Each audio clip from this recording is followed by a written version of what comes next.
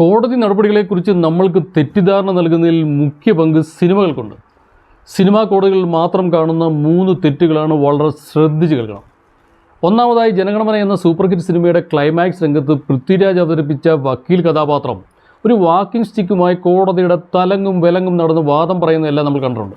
എന്നാൽ കോടതിയുടെ ഡയസ്, അതായത് കോടതി ഇരിക്കുന്ന ആ ഉയർന്ന സ്ഥലത്തിന് കുറുകെ നടക്കുന്നത് കോടതിയിൽ നമ്മൾ കാണിക്കേണ്ട ഡെക്കോറം, അതായത് മര്യാദയ്ക്ക് വിരുദ്ധമാകയാൽ അഭിഭാഷകരാരും അത് ചെയ്യാറില്ല. മാത്രമല്ല, കോടതികൾ അത് അനുവദിക്കാറുമില്ല.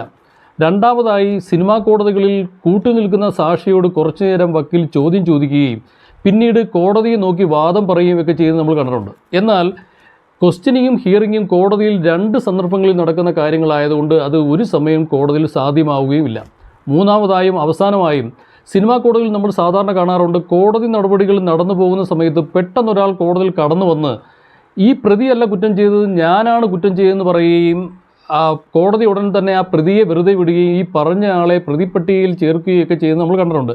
എന്നാൽ ഇത്തരം സന്ദർഭങ്ങളിൽ പ്രതിയല്ലാത്ത ഒരാൾ കോടതിയിൽ ഹാജരായി ഒരു സഡൻ കൺഫെഷൻ, ഒരു പെട്ടെന്നൊരു കുറ്റസമ്മതം നടത്തിയാൽ കോടതികൾക്ക് ഒരു ഫർദർ ഇൻവെസ്റ്റിഗേഷൻ, ഒരു തുടർ അന്വേഷണത്തിന് ഉത്തരവിടാൻ മാത്രമുള്ള അധികാരമേ ഉള്ളൂ. ഇതൊരു പുതിയ അറിവാണെങ്കിൽ ഷെയർ ഇറ്റ് മാക്സിമം.